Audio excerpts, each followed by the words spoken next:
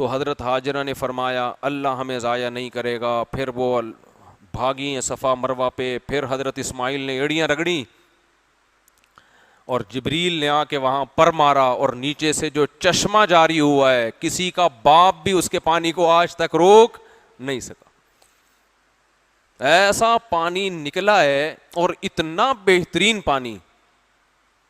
وہ بھائی بڑے بڑے چشمے چلتے ہیں بند ہو جاتے ہیں, یہ کیسا چشمہ ہے کہ دور دور تک پانی کا نام یا تو ہوتا نا مری میں ہوتا, نتھیا گلی میں ہوتا ہے بھائی, اور بڑے خوبصورت چشموں میں ایک اور چشمہ نکل آتا. ہم کہتے ہیں اس علاقے میں تو ویسے ہی پانی اتنا ہے کہ ایک چشمہ اور صحیح. اس علاقے میں آج بھی پانی مہنگا, پیٹرول سستا. وہاں ایسا پانی نکلا, ایسا نکلا, اور اللہ کے گھر کے قریب ایسا نکلا ہے کہ لاکھوں حاجی صبح شام پی رہے ہیں, طبیعت سے پی رہے ہیں. لائن لگی ہوئی ہوتی ہے ٹینکروں کی, جو مدینہ جا رہا ہے پانی, زمزم کا پانی ٹینکروں میں لوڈ ہوتا ہے, 24 گھنٹے ٹینکر مدینہ کی طرف جا رہے ہیں. وہاں لاکھوں الگ پی رہے ہیں, یہاں الگ پی رہے ہیں, پی پی کے ادموئے ہو گئے. پانی ختم ہونے کا نام بولو نہیں لے رہا, ختم ہی نہیں ہو رہا. اور اللہ نے ایسا سسٹم بنایا کہ بھئی وہ پانی تو ختم نہیں ہو رہا, تو یہ ہوتا سعودی عرب پائپ لائنیں ڈال کے پورے ملک میں پانی پہنچا دیتا نا, تو سعودی عرب میں تو پانی کی کمی ہمیشہ کے لیے ختم. پھر جب سعودی عرب میں پانی تو پھر پاکستان کو بھی سپلائی. بھائی جب وہ پانی ختم ہی نہیں ہو رہا تو پوری دنیا وہیں سے نل کے لے لینا, لائن بچھا دے. اللہ نے کہا نہیں نہیں نہیں, یہ حاجیوں کے لیے ہے, یہ ان لوگوں کے لیے جو یہاں آئیں گے. یہ معجزہ ہے کہ لائن کے ذریعے وہ پانی بولو ایک حد تک جاتا ہے, اس کے آگے نہیں جاتا. یہاں سے ٹینکر بھر کے جاؤ. یہ ایسا ہی ہو گیا, آپ نے ولیمے کی دعوت کی, آپ جا نہیں رہے, آپ کہہ رہے ہیں پارسل میرے گھر بھجوا دینا, تو اگلا غصے میں کیا کہے گا, میں فون نمبر دے رہا ہوں, وہ ہوٹل سے بریانی خرید کے میری طرف سے کھا لو. یہی ہوتا ہے نا. پھر وہی بات ہے, دیکھو دعوت تو مقصد ہوتی ہے نا, ادھر آؤ. ہاں ادھر آؤ گے تو پیک بھی کر کے ساتھ لے جاؤ. ہوتا ہے بعض دفعہ ولیمے میں کھانا زیادہ ہے تو آپ یہاں کھا لیا اور گھر کے لیے بھی دے دوں, چلو جی گھر کے لیے بھی شاپر میں لے جاؤ آپ.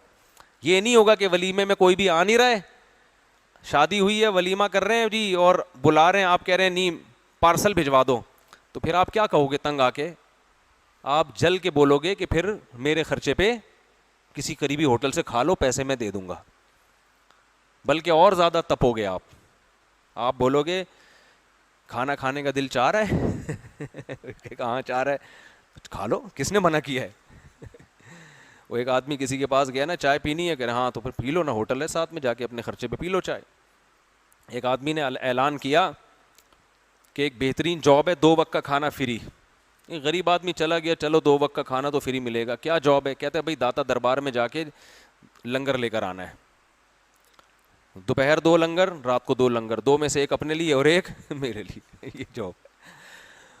تو حضرت ہاجرہ نے کیا قربانی دی ہے. اور زم زم, کیوں اس کا نام, حضرت ہاجرہ کی زبان عربی تھوڑی تھی, وہ کہہ رہی تھی زم زم رک جا.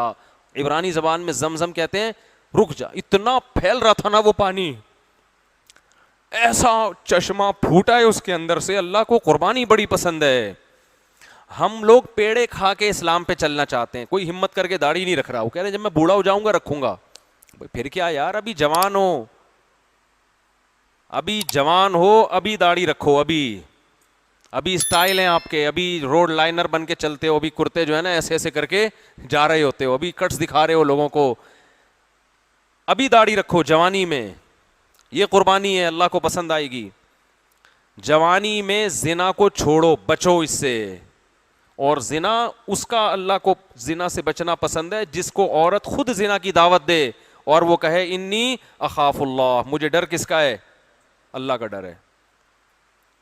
تو اللہ کو قربانی پسند ہے. ابراہیم علیہ السلام کا اتنا بڑا مقام کیوں ہے؟ قربانی بہت ہے. سب سے پہلے قوم کی قربانی, باپ کو چھوڑ دیا, رشتہ داروں کو چھوڑ دیا, سب نے پکڑ کے آگ میں ڈال دیا, کود رہے ہیں آگ میں. اللہ نے آگ کو ٹھنڈا کر دیا آپ کے لیے, سب کچھ چھوڑ دیا نا. تو اللہ نے کہا آپ کو میں اکیلا بولو نہیں چھوڑوں گا. تو اکیلا کیسے نہیں چھوڑے گا اللہ, کوئی تو میرے ساتھ ہے نہیں.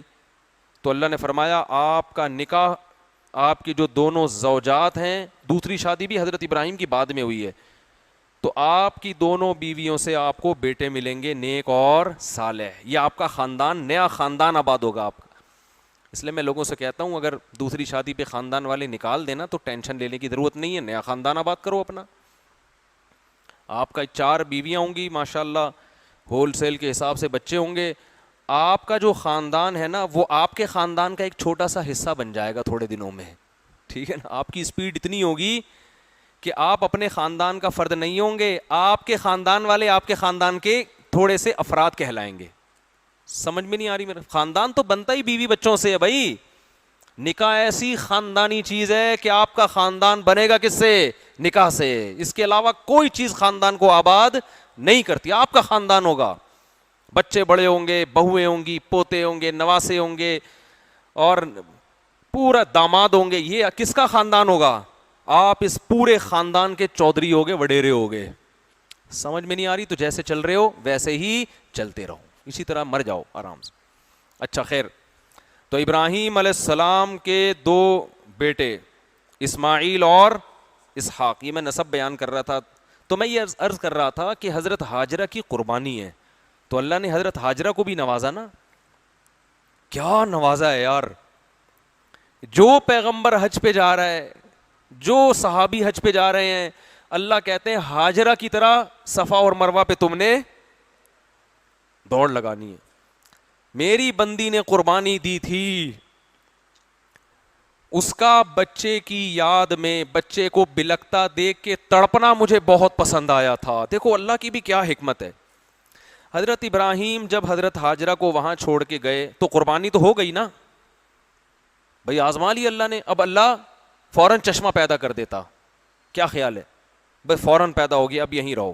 نا نا نا, اللہ تھوڑا تڑپاتا ہے. ہمارے حضرت فرمایا کرتے تھے یہ محبت کی چٹکی ہے. کبھی کبھار محبوب کو محبت کی وجہ سے ٹینشن دی جاتی ہے, کیونکہ ٹینشن کے بعد جو خوشی ملتی ہے وہ بغیر ٹینشن والی خوشی سے زیادہ اچھی نہیں ہوتی. اللہ یہ منظر دیکھ رہا ہے کہ ان کو دوڑنے دو. ادھر صفا پہ پہاڑی پہ چڑھی ہیں, دیکھ رہی ہیں کہیں پانی ہے یا نہیں, پھر ڈر ہے کوئی درندہ میرے بچے کو نہ کھا لے, اور بچہ ایڑیاں رگڑ رہا ہے پیاس سے, بھوک سے, چھاتی میں دودھ نہیں اترتا جب پانی نہ ملے. پھر اترتی ہیں, پھر مروہ پہ چڑھ کے دوڑتی ہیں کہ بھئی شاید وہاں پانی ہو, اور اللہ یہ آسمانوں پہ منظر ہے بھائی. اللہ کہ کوئی ابھی نہیں, ابھی اور طرف ہو. ایسے موقع پہ حضرت ہاجرہ رو تو رہی ہیں, بھاگ تو رہی ہیں, مگر اللہ سے شکایت نہیں کر رہی کہ اللہ یہ کیا, میں نے تیرے پیغمبر سے شادی کی ہے, کتنی بڑی قربانی دی, اور اس کا مجھے یہ صلہ ملا ہے.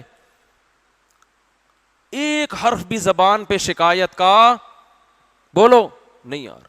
اللہ یہ دیکھ بھی رہا ہے, دکھا بھی رہا ہے دنیا کو. ایسے ہوتے ہیں شکر گزار, بات بات پہ خودکشیاں, بات بات پہ یہ اتنا بڑا غم.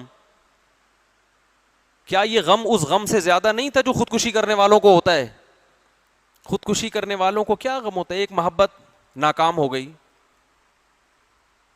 امتحان میں نمبر کم آ گئے, یہ کوئی غم ہے؟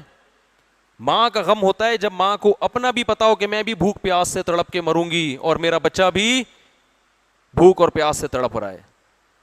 ایک حرف زبان پہ شکایت کا نہیں آ رہا, اور ادھر جا رہی ہیں ادھر جا رہی ہیں صفا اور مروہ پہ. اللہ بھی پورے 7 چکر مکمل کروا رہا ہے بھائی, پورے چکر مکمل کروا رہے, 7 مکمل ہونے دو. پھر اللہ کی قدرت جوش میں آئی ہے, اور کیسا پانی اس سے جاری ہوا ہے. جو ڈاکٹروں نے ریسرچ کی نا زمزم کے پانی پر, دنیا میں اس سے بہتر صحت کے لیے پانی نہیں ہے. اتنا بہتر پانی ہے صحت کے لیے. روحانی فائدے الگ ہیں, جسمانی فائدے الگ. میں 2 مہینے حج پہ رہا ہوں, میری کچھ بچپن کی بیماریاں تھیں جو ختم ہونے کا نام ہی نہیں لے رہی تھیں. کچھ پیٹ کی بیماریاں تھیں میری ایسی جن سے میں نا امید تھا کہ یہ ٹھیک نہیں ہو سکتی. اپنا بتا رہا ہوں, میں علاج کرا کے تھک گیا, میں نے کہا چھوڑ دو ایسے ہی, بس یہ بیماری رہے گی, کوئی مسئلہ نہیں. یعنی یوں سمجھیں کہ 13-14 سال کی عمر سے مجھے وہ بیماری ہوئی ہوئی تھی پیٹ کی. میں 2 مہینے حج پہ رہا ہوں نا, میں نے صرف زمزم پینے کی کوشش کی, میری وہ بیماری ایسی غائب ہوئی ہے کہ مجھے پتہ ہی نہیں کہ وہ کہاں گئی وہ بیماری. تو ایسی اللہ نے شفا رکھی اس میں.